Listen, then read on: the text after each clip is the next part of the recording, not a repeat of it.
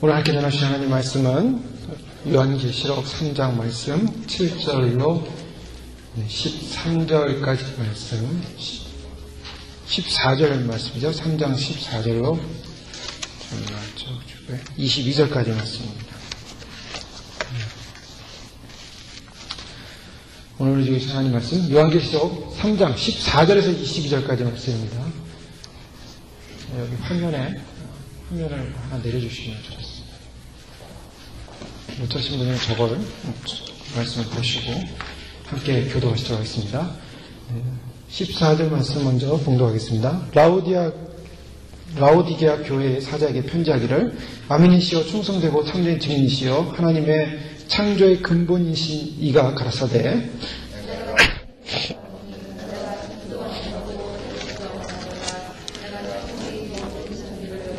내가 이같이 미지근하여 더럽지도 아니하고 차지도 아니하니 내 입에서 너를 토하여 내치리라.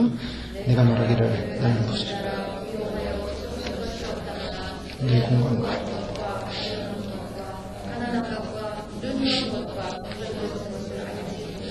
내가 너를 권하노니 내게서 불로 연단한 금을 사서 부요하게 하고 흰옷을 사서 입어 벌거벗은 수치를 보이지 않게 하고 안약을 사서 눈에 발라보게 하라.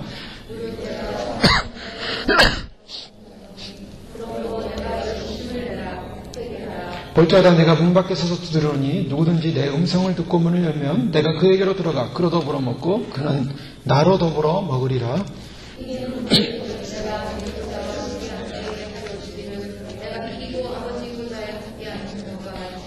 같이 공부합니다. 귀에 있는 자는 성령이 교회들에게 하시는 말씀을 들을지어다.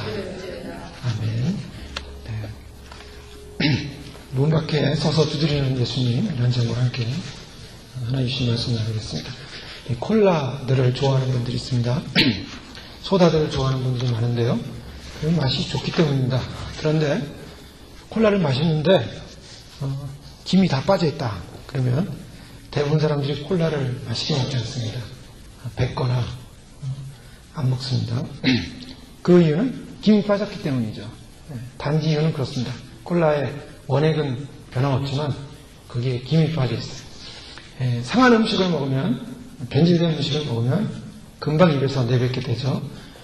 독버섯 같은 버섯은 보기에는 아주 먹음직스럽고 보기 좋습니다. 그런데 치명적인 버섯입니다. 얼마 전 북가주에서 한국 사람들이 버섯을 좋아해서 야생버섯을 식용버섯으로 알고 먹었는데 그게 독버섯이었어요. 그래서 몇 사람이 죽고 병원에 응급실에 이렇게 간 사건이 신문에 기록된 것을 제가 보았는데요. 그렇습니다. 겉으로는 멀쩡해 보이는데, 겉으로는 진짜 같았는데, 내용은 다르더라는 겁니다. 내용은 변질되어 있어요. 자, 그런 것들을 우리가 만나게 되면 어떻게 할까요? 그것은 음식 같은 경우는 뱉게 되어 있습니다. 오늘 예수님께서 특별히 이 라오디게아 교회를 향해서 바로 이와 같은 음식과 같다라고 말씀을 전해드리고 있는데요. 이것은 토할 수밖에 없는 음식과도 같은 교회 상황을 말씀하고 있습니다.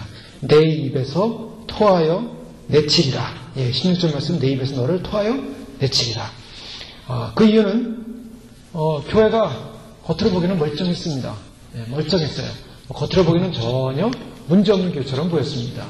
교회 성도님들도 안정되어 있고, 교회도 건물도 멋있고, 교회도 예쁘고, 주보도 좋고, 또 C 프로그램도 좋고, 아주 다 좋아요. 전혀 그냥 겉으로 보기에는 전혀 이상이 없습니다. 그런데 주님의 눈에는 그 교회는 변질되어 있다라고 선포를 하셨습니다. 변질되어 있다. 그래서 이 변질된 교회를 향해서 예수님께서는 그 교회를 칭찬해 줄 수가 없었던 것입니다. 그 변질된 이유가 무엇일까? 특별히 이 라오디게아 교회는 우리가 소아시아 7개 중에 이제 마지막 교회의 내용을 우리가 살펴보고 있는 말씀인데요. 이 소아시아 7교회 중에 라오디게아 교회만큼 현대의 교회를 잘 닮은 교회는 없다라고 그렇게 평가해 볼 수가 있습니다. 어떤 분들은 요한계시록에 있는 7교회를 평가하면서 이것을 시대적으로, 역사적으로 교회 상황이 이뤘을 것이다 라고 역사적으로 보는 분들이 많이 있습니다. 그래서 에베소 교회부터 초대교회를 상황을 비교해서 점점 역사가 흘러와서 중세교회를 거치면서 사대교회 같은 교회, 중세교회를 보고요. 계속 이렇게 오다가 빌라델피아 교회, 마치 18세기 말에 전 세계적으로 부흥운동이 일어나고 영적인 새로운 선교의 역정이 일어나고, 그래서 그런 교회를 거치다가 이제 마지막 현대교회의 모습이 뭔가, 그것이 라오디게아 교회다라고 이렇게 역사적으로 해석하는 분들이 있습니다. 물론 해석하기에 나름 있을 수 있지만, 그렇게 현대교회를 역사적으로 볼 때 바로 이 라오디게아 교회와 같이 같다라고 볼 때는 굉장히 맞는, 적용되는 부분이 굉장히 많아요. 그러나 저의 견해는 이 교회의 상황이 어느 시대나 에베소 교회처럼 또 서머나 교회처럼 버가모 교회처럼 도아디라 교회처럼 그 다음에 뭐 빌라델피아 교회처럼 사대 교회처럼 다 그런 상황이 있었을 것이다.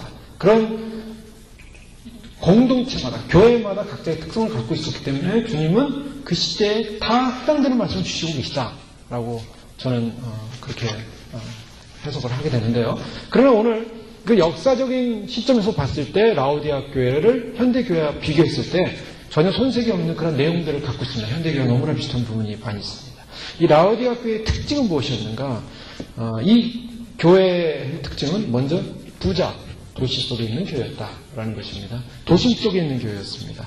오늘날 많은 대형 교회들이 다 어디에 있습니까? 도심에 있죠. 그래서 도시 선교라는 선교 전략이 나옵니다. 하비 콕스라는 이 하버드에 있는 신학교에 있는 교수님이 이 도시 선교라는 그런 이야기를 했는데, 선교의 관점이, 바울의 선교 관점은 시골 오지로 가서 언어를 만들고 성경을 번역하고 하는 일로 세월을 보는 게 아니라 도시 핵심으로 들어가서 도시에서 복음을 전파했고, 거기서 사람들이 모여서 거기서 모인 사람들에서 지도자를 생성하고 지도자를 통해서 도시가 또 복음을 전파해갔다.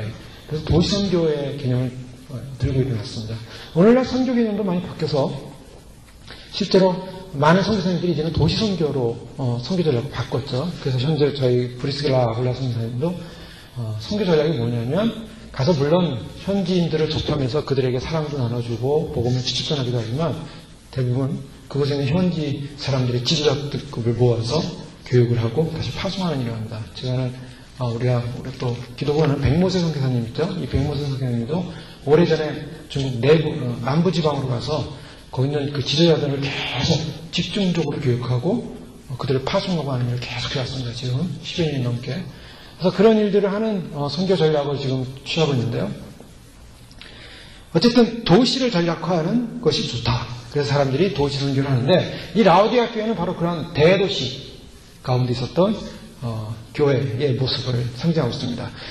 특히 돈이 많은 부자 도시였고, 이 교회도 또한 부자 교회였습니다. 목초지가 좋아서 검은 약물을 많이 생산을 해서 약물 수입이 대단했다고 합니다. 그래서 주 60년경 터키 지방에 큰 지진이 났는데, 다른 도시는 도움을 받아서 재건을 했지만 바로 이 라오디게아 교회는 도움 없이도 스스로 재력이 있었기 때문에 스스로 재건할 수 있었던 바로 그런 도시였다.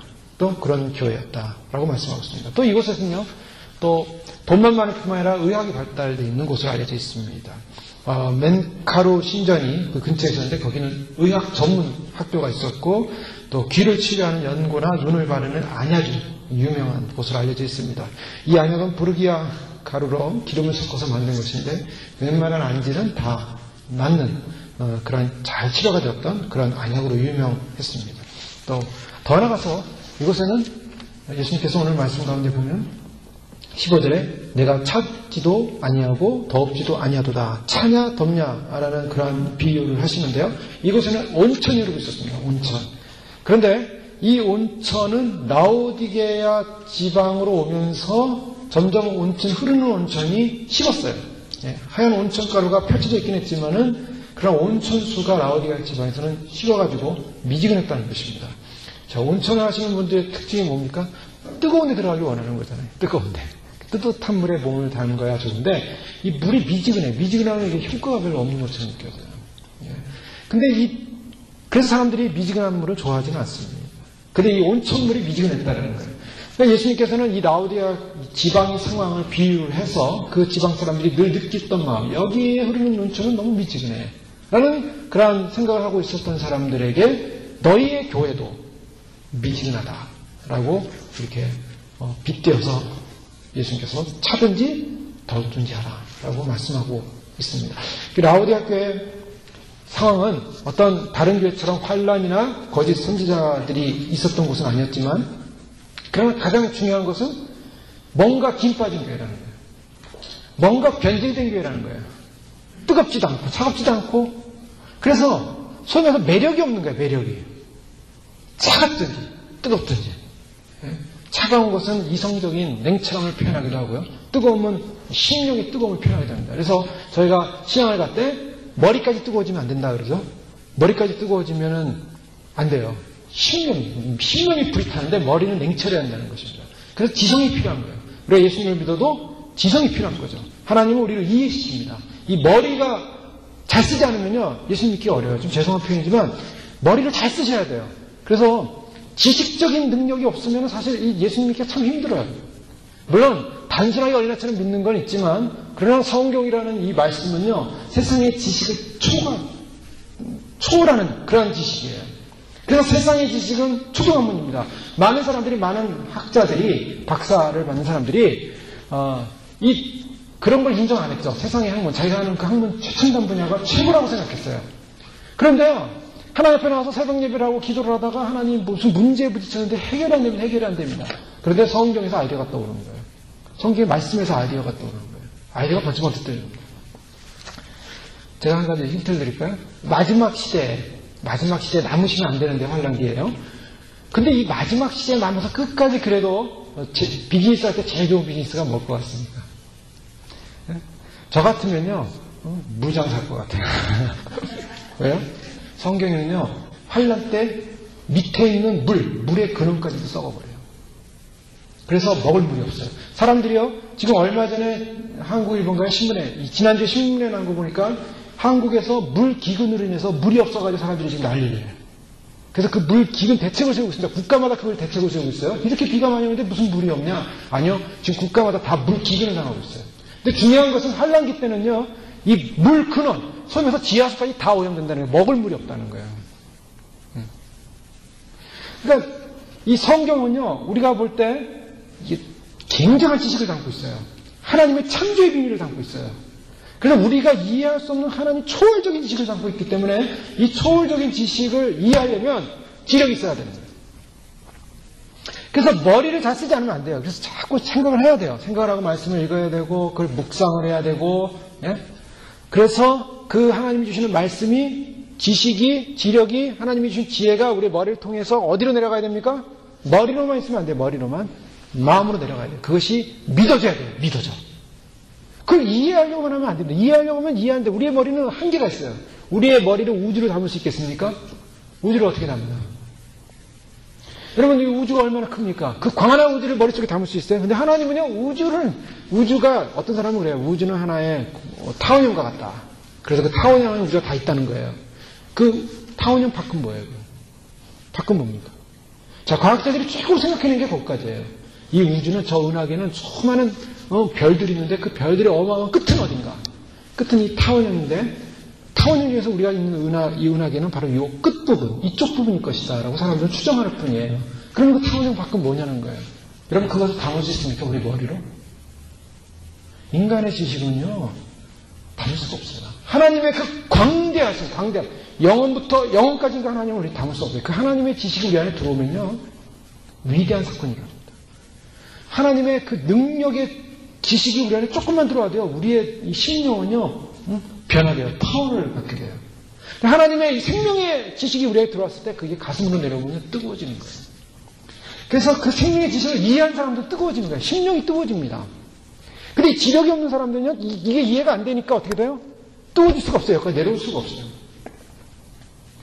그래서 하나님 앞에 겸손함을 구해야 돼요. 하나님, 우리는 부족한 존재입니다. 하나님께서 긍휼을 베풀어 주시고 지혜를 주셔서 주의 기이한 말씀의 법을 깨닫게 하소서. 겸손하게 주의 말씀을 대할 때 그 말씀이 깨달아진다는 거니까 우리가 몰랐던 걸 알게 되는 거예요. 알게 되는 지식이 일어나고 그 알게 되는 지식의 효과가 우리 심령 속으로 와서 성령의 능력으로 뜨거워지기 시작하는 거예요. 예수님께서는 바로 그 부분을 강조하고 있어요. 너희가 차든지 더웠든지, 그래서 차든지 더웠든지 하기를 원한다라는 그런 말씀으로 라오디게를 찾아오셨는데요. 이 라오디게에 찾아오신 예수님의 모습은 바로 그 교회의 상황을 표현하고 있습니다. 교회의 상황에 문제가 있기 때문에 반드시 반대적인 모습으로 예수님은 항상 나타나셨어요. 그게 뭐냐면 아멘이시요 충성되고 참된 증인이시요. 아멘이 뭡니까? 진실로 그렇습니다. 맞습니다라는 확신이에요. 진실로 할 때 아멘 아멘 하세요. 아멘 아멘. 예. 그 아멘 아멘이 바로 맞습니다. 진실합니다. 지금 뭐예요? 이 교회는 무슨 문제가 있습니까? 그러면 반대로 역설적으로 이 교회는 진실하지 않다는 거예요. 이 교회는 또 어떤 모습이 충성되지 않다는 거예요. 참된 증인이 될 수 없어요. 창조의 근본, 이 세상을 만드신 창조, 피조물의 으뜸 되시는 왕이신 그리스도를 모시지 않고 있다는 거예요. 창조의 근본이라는 것은 바로 예수님이 창조하셨는데 창조하신 그분을 왕으로 모시지 않는 교회라는 거예요. 그래서 예수님이 진실하지 않는 교회, 충성되지 않는 교회, 예수님을 왕으로 모시지 않는 교회를 향하여 나타나신 거예요. 자, 이것은 바로 라오디게아 교회가 바로 현대교회의 모습을 닮았다고 지금 말씀드렸는데, 현대교회의 모습이 바로 이런 부분을 많이 담고 있어요. 겉으로는 진리를 붙드는 것 같은데 실제로는 아니라는 거예요. 겉으로는 우리가 아멘하면서 믿음으로 살고 있는 것 같은데 실제로는 하나님의 말씀을 아멘으로 진실로 받아들이지 않을 때가 많다는 것입니다. 왜 그런가? 그것은 우리의 사상 속에 세상의 사상이 꽉 차 있기 때문이에요. 세상이 우리의 속의 실제이고 단지 기독교라는 진리를 살짝 포장해 놓고 살아가는 모습, 진리 같아 보이는데 실상은 들어가 보니까 진리가 아니더라, 속이 비었더라 라고 평가받는 교회 모습.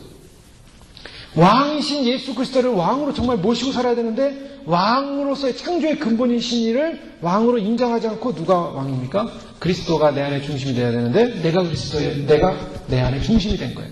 바로 그런 모습들. 오케스트라의 단원이 이제 다 연주를 하는데요. 그 연주를 지휘하는 분 있죠. 지휘하는 분. 지휘하는 분에 의해서 연주가 이루어져야 됩니다. 그런데 아무리 세계 최고의 명 연주가라 할지라도 지휘하는 사람의 말씀을 안 듣고 지휘를 안 보고 자기 마음대로 막 명연주를 했어요. 이게 훌륭한 연주겠습니까? 그건 훌륭한 연주가 아니에요. 그건 망치는 거예요. 그는 세계 최고의 음악가라고도 할 자격이 없는 사람이에요. 자, 그렇죠? 자, 우리는 우리의 인생에서 가장 아름다운 인생의 모습은 바로 우리의 왕이신 하나님의 예수 그리스도의 통치를 받는 삶이 위대한 삶이에요. 나 혼자 굉장히 세상에서 위대하다, 특권 있다, 파워가 있다, 능력 있다, 지혜가 있다라고 자기 멋대로 살아가는 삶은 망치는 인생이에요. 망치는 인생. 통제를 받아야 돼요. 통치를 받아야 됩니다. 그것이 하나님 나라고 그 통치를 받는 백성만이 이 세상을 떠날 때 하나님의 통치 세계로 들어가는 거예요. 지금부터 통치를 안 받으면은 하나님 나라 들어갈 수가 없어요.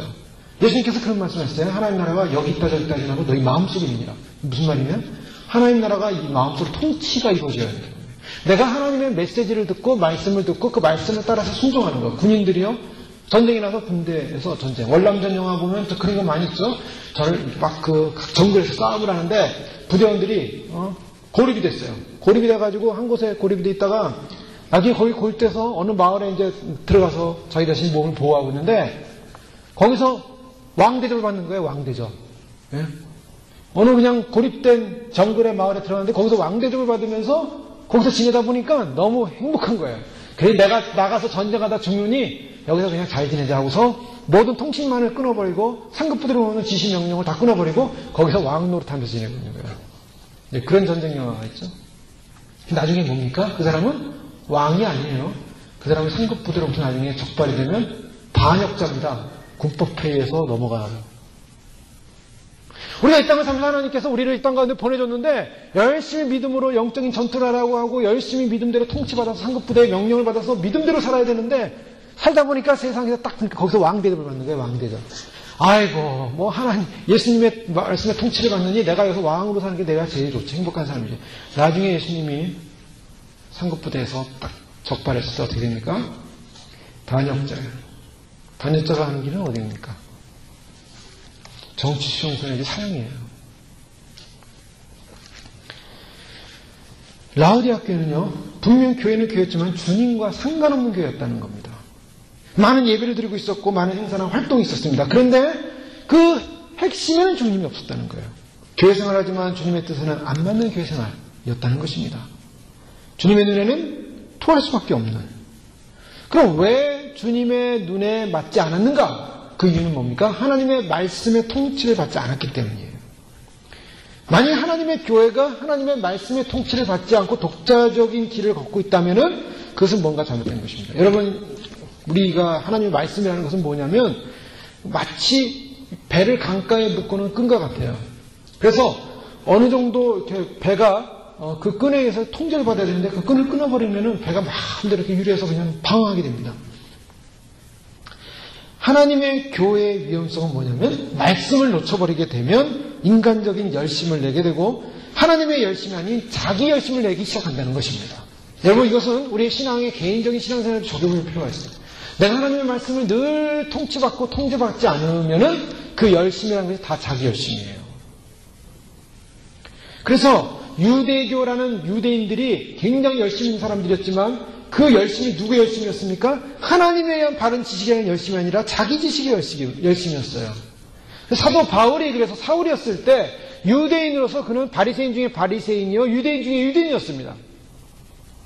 율법을 사용했고 율법대로 사는 사람이었어요. 그래서 바로 이 유대교의 이단인 기독교인들을 잡아서 죽이기로 결정하고 잡으러 다니는 거예요. 근데 그 열심과 열심은 하나님을 위한 열심이라고 생각을 했어요. 잘못된 열심입니다.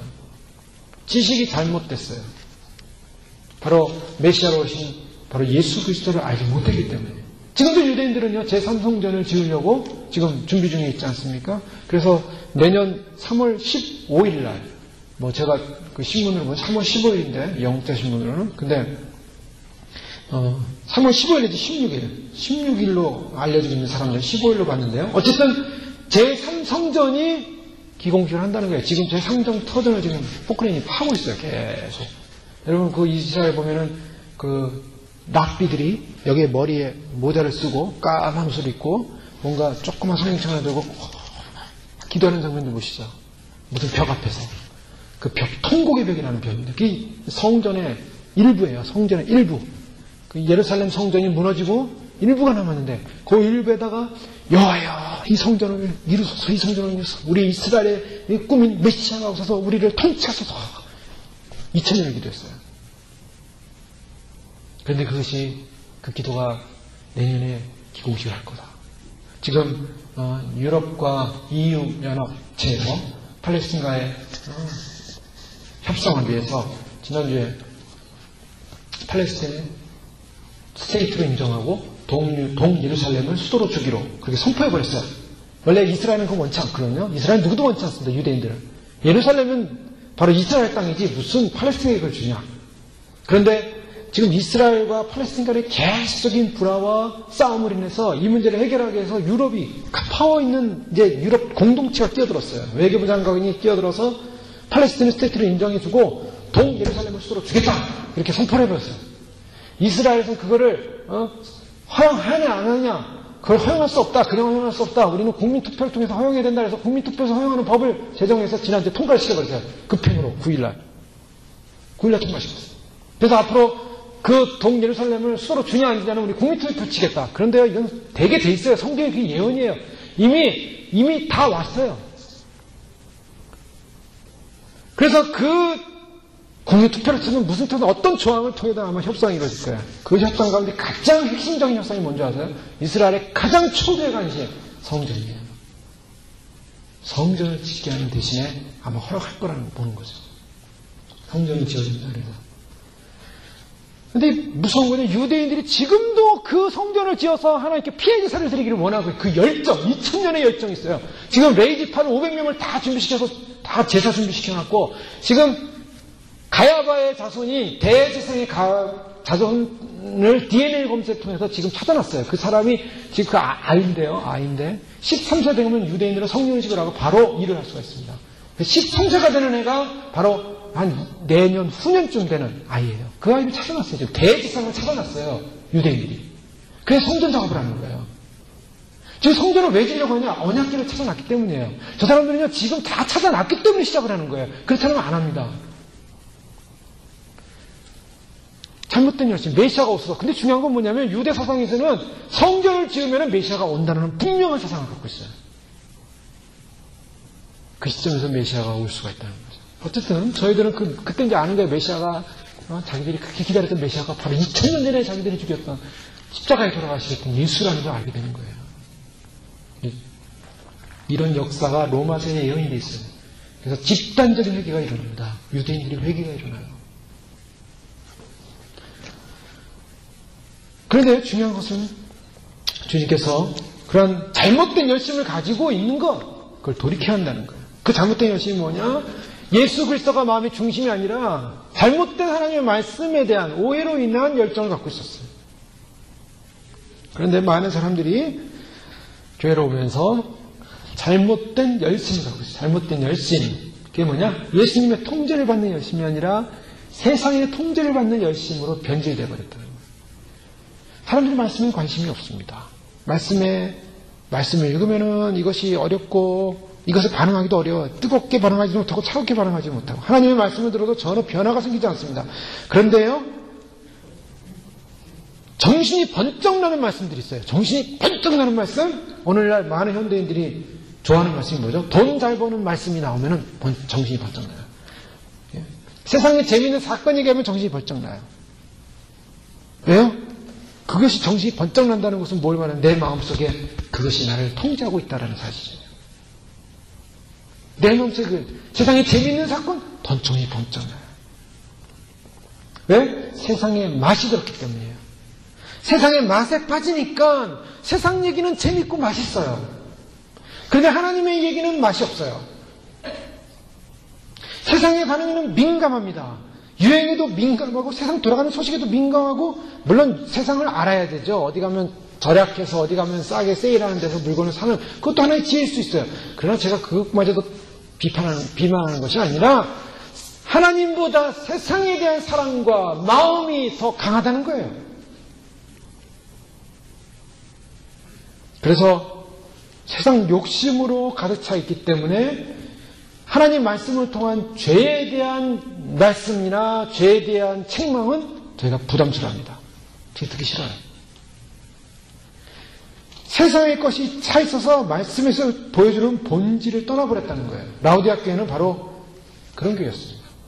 하나님의 백성답게 살기를 원하는 교회가 아니고 하나님 전능하신 하나님께 예배하러 온 것이 아니라 그곳에 가면 세상 이야기 들을 수 있고 그곳에 가면 성공의 비결을 들을 수가 있고 그곳에 가면은 쉼을 얻을 수 있고 그곳에 가면은 성공한 사람들의 예화를 들을 수 있기 때문에 말씀을 듣고 배우는 것이 아니라 세상에 지친 심령을 쉬러 온다고 생각하는 거예요.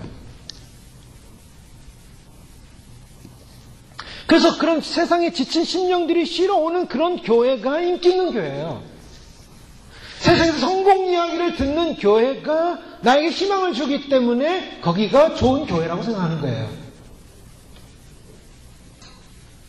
휴스턴에는 미국의 최고로 성장한 제일 큰 교회, 조엘 오스틴 목사님이 하시는 교회죠. 제가 뭐 누구를 특정하게 비난하고 싶진 않아요. 그러나 제가 한 가지만 말씀드릴게요. 그분이 레리킹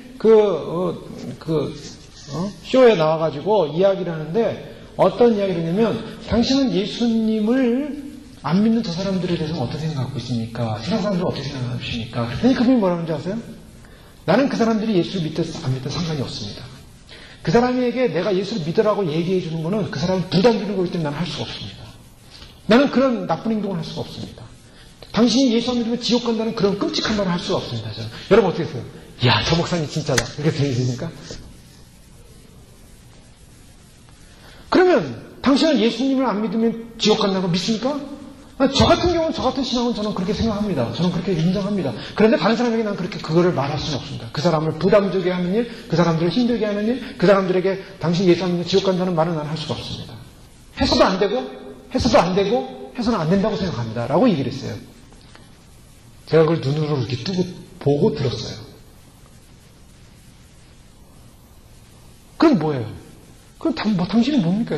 저는 저희 교회 오는 사람들에게만 그냥 잔지 내가 알고 있는 신앙을 얘기할 뿐입니다. 여러분, 이거 기독교라고 생각하세요? 예수 안 믿고 세상에서 예수 안 믿는 사람 지옥 가는데도 그 사람에게 지옥 가는 얘기하면 안 된다는 거예요. 뭐예요? 부담 주면 안 된다는 거예요. 그 사람은 너무나 존경스러운 인격을 갖고 있기 때문에 그 사람에게 부담을 줘서 스트레스 받게 해서는 안 된다는 거예요. 이게 라운 기독교예요. 그것에 가면은 성공 이야기가 있어요. 그것에 가면 하나님께서 축복하신 이야기가 있어요. 그것에 가면 하나님을 믿고 하나님을 대한 희망과 소망을 가지고 잊지 않고 하나님을 바라봤더니 하나님이 우리에게 이런 축복을 주셨다는 메시지가 있어요. 그 사람들이 그 메시지를 듣고 힘을 얻습니다. 예? 긍정의 힘을 가지고 힘을 얻어요. 그런데요, 예수 안 믿으면 지옥 가고 예수 안 믿으면 저주받고 예수 안 믿으면 안 된다는 이거는 말해서는 안 되는 거예요.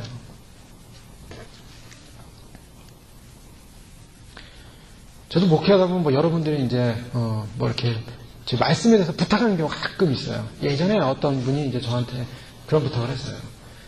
저에게는 신앙들이 약하고 초신자들이 많기 때문에 그냥 목사님 설교를 아주 쉽게 해주시고요. 그 다음에 좀 너무 지루하니까 좀 유머도 좀 많이 집어넣어가지고 해주세요. 그래서 저는 제가 유머 감각이 별로 없습니다. 제가 한때는 기도했습니다. 하나님 저에게 유머 감각을 좀 주세요. 라고 기도를 했다고. 저는 진짜 기도했어요. 유머 감각 달라고요. 근데 유머가 잘 안 나와요. 그 말씀을 드니까 저도 다 공감을 해요. 다 이해 못하는 거 아니죠. 그래서 제가 유머가 잘 없습니다. 그랬더니 그러면요 유머에 도움이 될 테니까 자기 책상에 가서 유머책을 4-5권을 가져왔어요. 그래서 이거 읽어보시라고. 자, 목사에게 유머책 주면서 유머를 좀 살리라고 읽어주는 참 믿음 좋으신 분들 있더라고요. 그래서 제가 그걸 고맙습니다 하고 좀 받아왔죠. 주는 거니까. 근데 보이다 놨어요. 한 번도 껍데기도 안 봤어요. 갖다 놓고 나중에 돌려줬는데. 근데 왜 그런 말을 하는가? 왜 그런가? 내 귀에 듣기 좋은 얘기 해달라는 거예요. 나 편하게 해달라는 거예요. 나 교회 쉬러 왔는데 부담되는 얘기 듣기 싫다는 거예요. 그 부담되는 얘기 들으면 참 부담돼요. 세상 사는 것도 부담되고 내 자신에도 양심이 갇히게 생기고 부담이 되는 게 부담. 그러니까 교회 좀 세상 살기 얼마나 힘들어요. 그러니까 세상 살기 힘드니까 교회에서라도 와도 위로를 힘을 얻는 말을 듣고 가야지. 너 죄인다 회개하라. 맨날 이 얘기만 듣고 가면 얼마나 마음이 우울해요. 그러니까 내가 그 이해를 합니다. 이해를 해요. 그런데 결론은 뭔지 아세요? 결론은 그 사람이 교회 제일 먼저 떠났어요. 근데 그 사람이 거기서만 떠난 게 아니라 이 교회 저기에 다 돌아다녀요. 그리고 방황해요. 왜? 자기를 만족시켜주는 메시지는 없어요, 세상에. 자기를 기쁘게 하고, 그 교회 못하러 나와요. 세상 오락신을 가고, 세상 즐기는 데 가세요. 저기 도박이나 하러 다니고, 가서 즐겨. 맘대로 즐기다 지옥 가요. 그러면 돼요. 왜 교회 나와가지고 힘들게, 여기는 내 영혼 편하고, 내가 정말 교회 나와가지고, 물론 쉼을 얻어요. 저는 그거 이해합니다. 그냥 매일 일주일 내내 얼마나 힘들고 고생스러우면서 육체적으로 힘들고 일하는지, 이 미국의 삶의 현장이라고 이해를 해요. 충분히 이해합니다. 그런데 중요한 건요, 내 영혼이 사냐 안 사냐가 중요한 거예요. 죽어라고 일을 했는데 지옥 가면 얼마나 굉장히 불쌍한 인생. 그러니까 우리가 정신 차리고 주님 안에서 우리가 주님의 뜻이 무엇인가를 발견해 가자는 겁니다.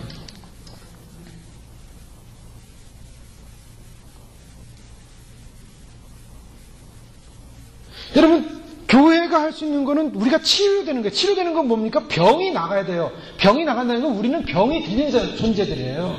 병이 들었어요. 네? 암병이 들렸는데요. 암병은 주로 안 아프다 그러죠. 그래서 암병이 나중에 다 퍼질 때까지 사람들이 잘 몰라요. 그래서 진짜 퍼져가지고 아프기 시작하면 그때는 끝난 거예요. 의사가 손을 못 대요. 암병이 걸려왔는데 나는 건강하다. 나는 건강할 거야. 아니요. 그 사람은 속이 썩어가고 있어요, 지금. 그러면요, 그걸 빨리 진단을 받아가지고 빨리 암덩어리를 빼내야지 건강해질 수 있는 거 아닙니까? 교회는요, 우리의 죄가 우리를 사로잡고 있어서 우리가 죄인인지도 모르고 있어요. 지금 암덩어리가 죄로 인해서 우리는 죽어가고 있는 거예요. 이 죽어가는 것에서 우리의 죄를 뽑아내야, 작은 것이라도 뽑아내야 그게 더 퍼지지 않기 때문에 자꾸 우리가 그걸 자꾸 봐야 되는 겁니다. 진단을 받아야 돼요. 누가 진단받는 거 좋아합니까? 병원 가서 진단받으면 좋아하는 사람 있어요? 다 떨죠? 다 떱니다. 저 좋아하잖아요. 병원 가는 거. 주사 맞는 것도 다 싫어하고 다 좋아하죠. 그래도 가야 되는 이유가 있다면은 건강하기 위해서. 그 교회에 오면은 교회에 와서 내가 문제가 뭔가, 내 안에 문제가 뭔가를 자꾸 부담스럽지만 발견을 해내야 돼요. 그리고 주 앞에 기도할 때도 내가 회개하려면 회개하는 거 좋아하는 사람 아무도 없어요. 저도 안 좋아합니다. 우리 성도님들도 아무도 안 좋아할 거예요. 회개하는 거. 내 안에 있는 죄를 끄집어내는 게 좋은 사람이 어디 있습니까? 그런데 괴롭지만은 끄집어내야 돼. 그걸 끄집어내지 않으면 죽기 때문에.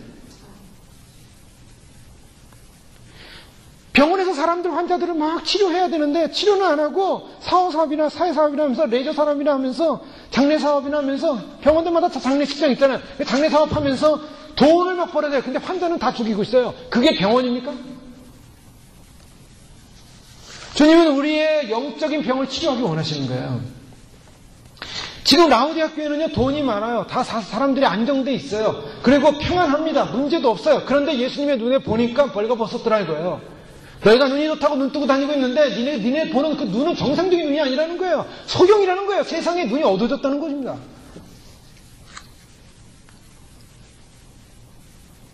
사람들이 그래요. 왜 고생하면서 교회 다녀? 왜 교회를 고생하면서 다녀? 편한 데 가서 나한테 도움되는 교회나 다니지. 나한테 도움되는 교회 찾아다니는 사람들이 있어요. 교회 가면 내가 도움받기 위해서 교회 다니는 거야? 그러려면 구제센터 가세요. 그러려면 어딜 가야 돼요? 어떤 사람들은 그래요. 물론 교회가 하는 일이 힘들고 어렵고 가난한 사람, 어려운 사람 도와줄 수 있는 일을 합니다. 교회의 본질적인 목적은 거기 있지 않아요.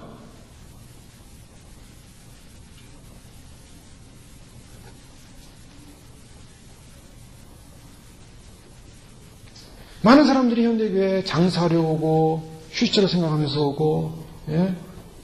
그래 여기는 영혼을 다루는 곳입니다. 그래서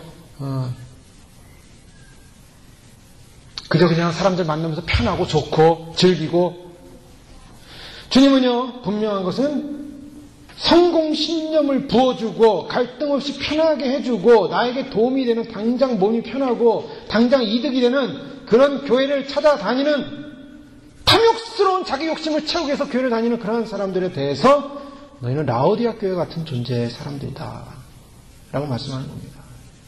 그러면요 교회 다니는 사람들은 많은 갈등이 있어요. 사실 교회 가서도 좀 쉼도 얻어야 되고 좀 이렇게 도움도 얻어야 되잖아요. 다 갈등이 있죠. 자, 그런 갈등이 있는데 그 갈등이 언제 죽습니까? 인간의 갈등은 언제 죽을 것 같아요? 언제 없어질 것 같아요? 그거는 육신이 다 죽을 때 없어집니다. 여러분 당장 이제 사형 선고 받아서 돌아가시는 분이요 세상에 대해서 갈등할 것 같습니까? 안 할 것 같습니까? 대부분 갈등 안 해요.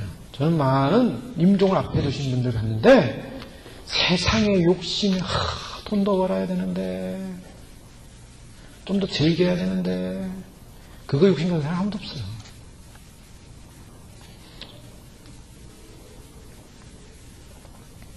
자신의 욕심이 다 죽을 때, 욕심이 다 죽을 때, 라우디아 교회는 인간적으로 성공했습니다. 부자들이었습니다. 세상에서 부족한 것도 없었습니다. 그러나 주님의 눈에는 공고했고 마음속에 근본적인 구원에 대한 확신이 없었고 자신이 과연 믿는 사람인지 아닌지 확신도 없고, 주님은 볼 때 가련한 존재다, 불쌍하다는 거예요.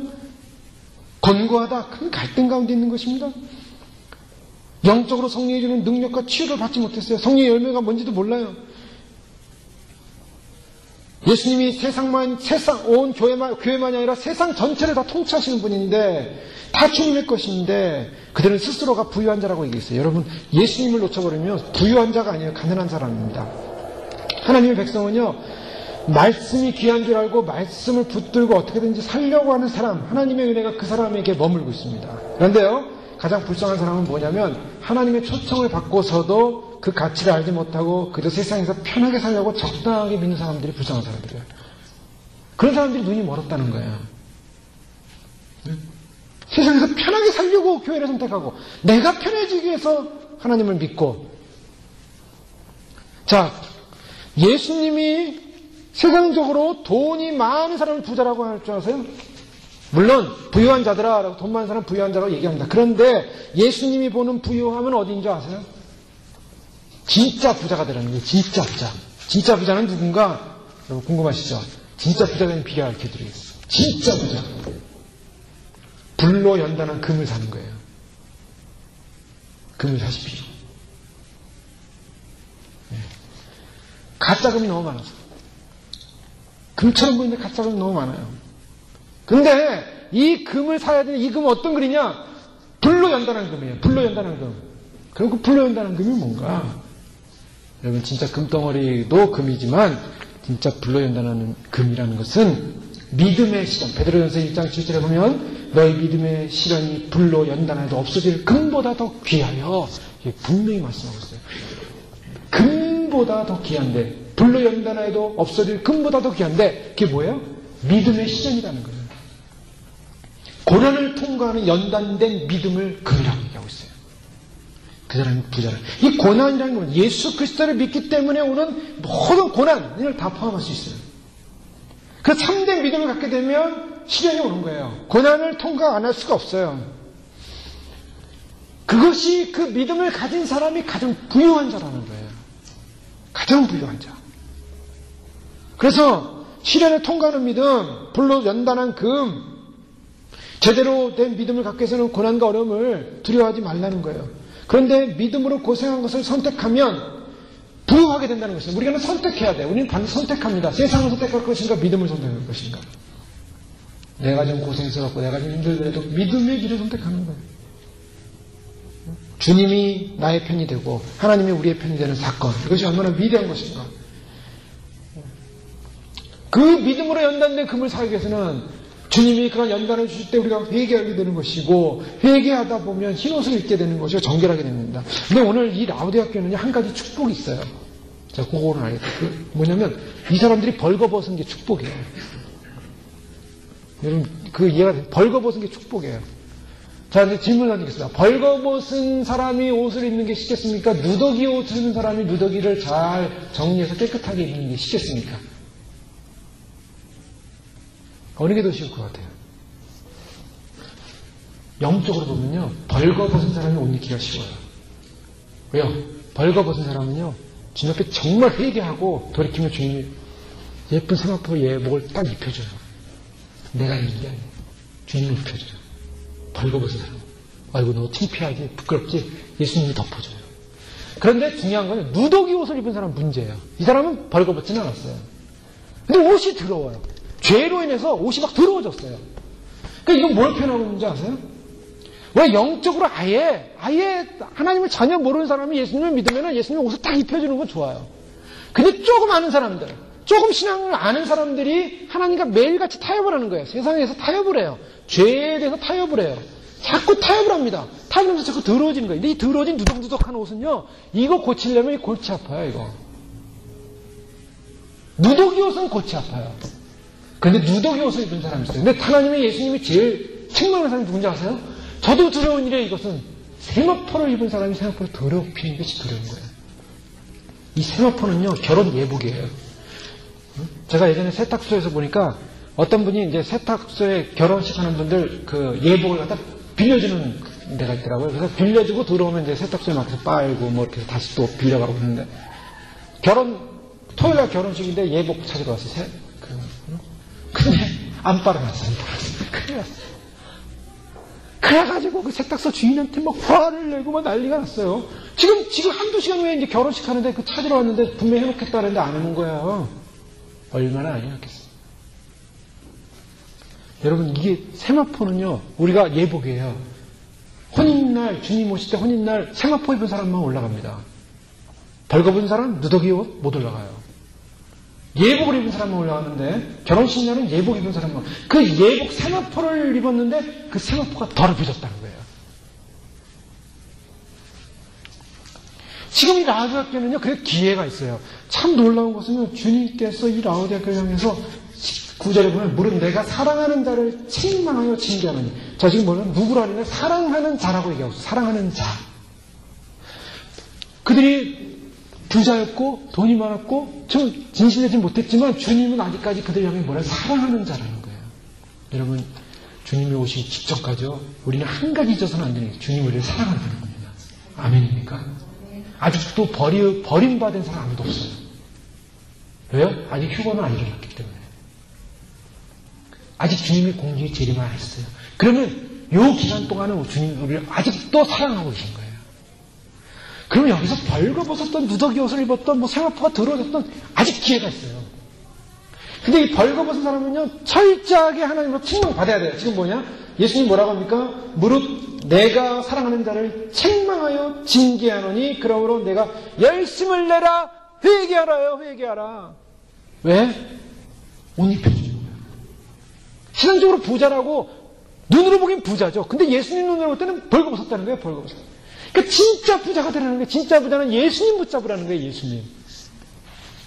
예수님 붙잡기 위해서는 회개해야 하는 거예요. 죄를 벗어버리는 거예요. 어려운 게 아닙니다. 예수님이요. 그 다음에 뭐라고요? 볼지어다 내가 문 밖에서 두드린다라고 유명한 말씀이잖아요. 요한계시록 3장 20절 말씀. 다 외우죠. 볼지어다 내가 문 밖에서 두드리니 누구든지 문을 열면 내가 그에게로 들어가 먹고 그는 나로 더불어 먹으리라. 내가 볼지어다 내가 문 밖에서 문을 두드리노니 누구든지 문을 열면 여러분요. 주님이 문을 두들겨요. 두들길 때 어떻게 해야 됩니까? 아유 가기 싫은데요. 문 열기 싫은데요. 친데 그러면서도 두들기는 그 동안 어떻게 해야 돼요? 못 이기는 척 하면서 문을 열어야 됩니다. 그동안은 문을 안 열었지만 주님이 문을 두들길 때요. 못 이기는 척. 주님 제가 창피하지만 제가 좀 부끄럽지만 자존심이 좀 상하지만 그래도 주님이 그렇게 저를 향해 사랑하신다고 하고 저 문을 두들기면 제가 그래도 한번 해보죠 하고 문을 열어야 돼요. 근데 중요한 건요. 예수님이 문을 두들기다가 계속 문을 안 열면 어떡합니까? 그 다음에 어떻게 해요? 더 이상 안 두들기고 돌아섭니다. 예수님이 돌아서서 그 문을 지나가게 되면 끝난 거예요. 기회는 매일 있지 않아요. 기회는 영원하지 않습니다. 그게 무서운 거예요. 그래서 수많은 사람들이 그 많은 두드리김을 당했는데 끝까지 거절한 사람 예수님이 돌아서는 그 순간에 그 사람이 끝난 거예요. 그 영혼이 이 세상을 떠날 때 지옥으로 그대로 떨어집니다. 거기서 아무리 울부짖고 영원히 울부짖으면서 주님이여 내가 그때 내가 좀 더 덜 문을 두드리지 않았으면 왜 그때 그 사람을 통해서 나를 전도 더 했더라면 한마디만 더 전했더라면 한마디만 더 이끌었더라면 하고 주님을 원망하고 주변에 있는 사람을 원망하고 가족을 원망해도 소용없어요. 그때는 그냥 뭔 얘기 시작하면서 문을 열어야 돼요. 두드린다. 그리고 이제 안약을 사서 눈에 바르라 그러죠. 안약을 사서. 왜냐? 이 안약을 사서 눈에 바르면 눈의 분별력을 말해요. 예수님께서 소경을 눈뜨게 했을 때 어느 그 소경이 눈을 떠나서 갑자기 사람을 막 본 게 아니에요. 뭐 나무 같은 게 막대기 같은 게 막 걸어다니나 이랬잖아요. 그러면 점점 밝아지는 거예요. 우리가 안약을 사서 눈을 바른다는 것은 점점 눈이 시력이 좋아지는 걸 말하고 있어요. 시력이 좋아지면 정확하게 봅니다. 즉 진리를 바로 분별하는 거예요. 하나님 말씀이 무엇인가? 예? 영적인 분별력을 가지라는 거예요. 하나님 말씀이 이 하나님 말씀을 믿어야 예수를 믿어야 내가 구원받는 거구나. 영생을 얻는 거구나. 이 분별력을 가져야 되는 거예요. 그리고 다 죽어버린 다 식어버린 그러한 상황에서 예수님의 징계의 메시지를 듣고 문을 열면 내가 그에게 들어가서 그와 더불어 먹으리라. 그와 더불어 살리라. 예?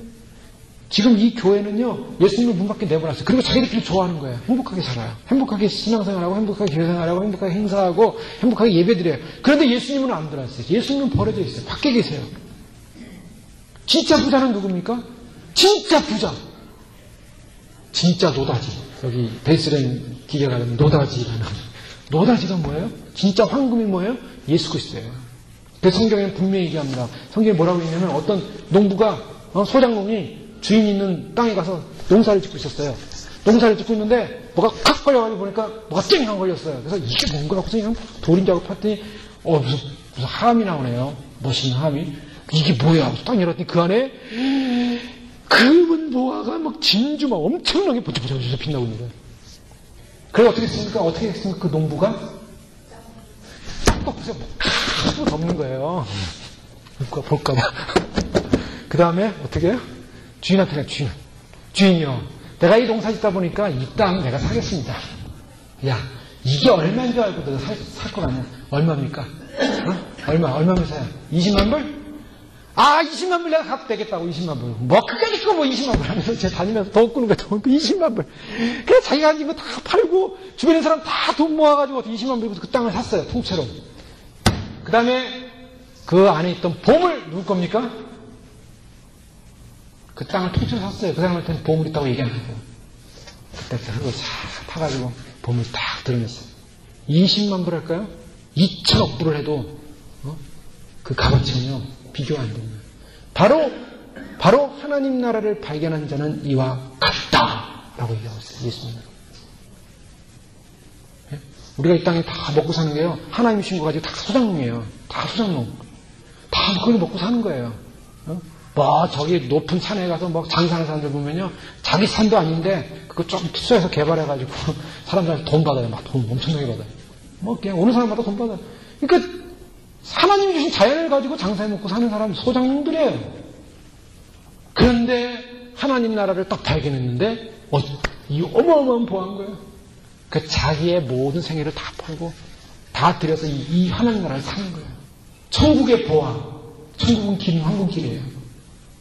간단하게 해서 황금길에다가 집들은요 전부 진주 보석, 번쩍번쩍한 보석들인데 도저히 상상할 수 없는, 이 땅에 지구 땅에 우주 전체를 주고도 살 수 없는 것이 하나님 나라예요. 그걸 발견한 사람은 어떻게 해요? 그 인생 전체를 그냥 드리는 거예요. 그냥 전체를 드릴 때 그냥 드릴까요? 미지근할까요? 적당히 드릴까요? 여러분 어떻겠습니까?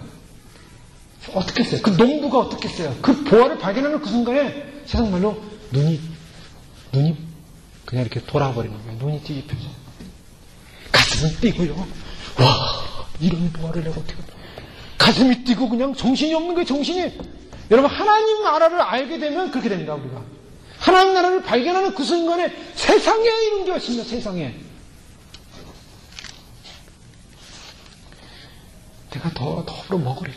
예수님을 발견하는 그 순간에 우리의 가슴이 뜁니다. 우리 세상, 우리의 인생의 가치는 바뀌어지는 거죠.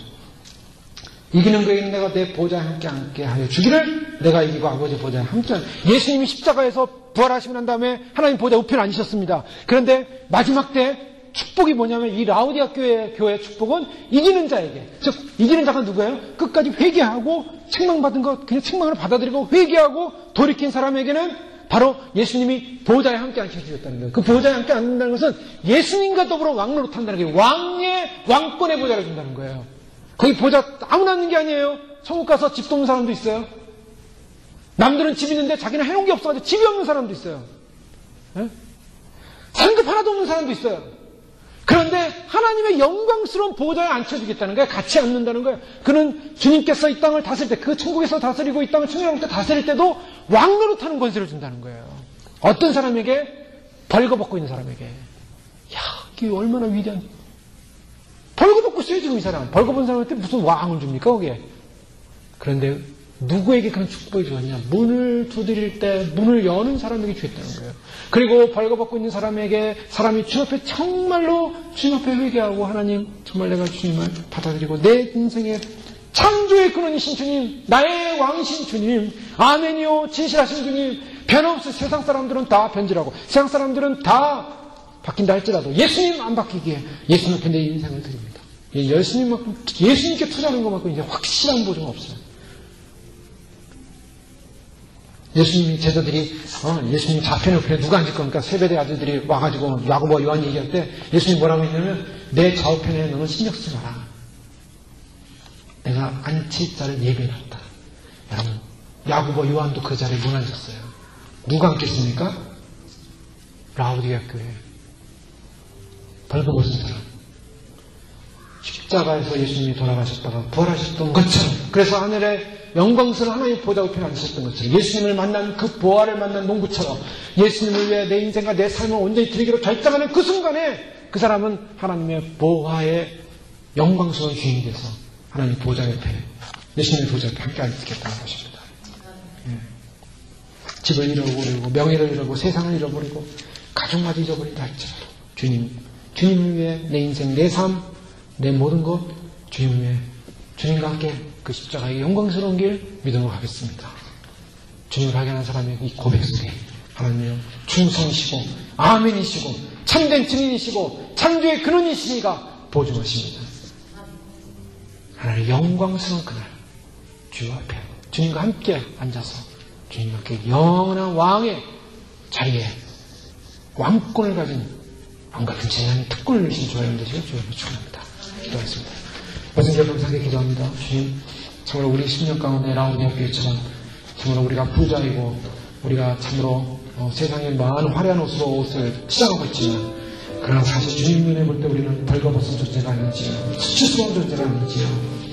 참으로 주님, 주 앞에서 우리의 믿음이 뜨거워지기 원합니다. 주님 동화를 발견하는 것처럼 참으로 우리 심령이 뛰고 우리 심장이 뛰고 하나님 나라를 바라보면서 주님 앞에 주님을 마음속에 모시고 내가 문 밖에 서서 또는 내 음성을 듣고 문을 열면 내가 그에게 들어가 그로도 물어보고 그는 나와도 물어보리라. 영혼이 살리라. 생명이 들어가리라. 그래서 그 생명이 왕노릇하리라.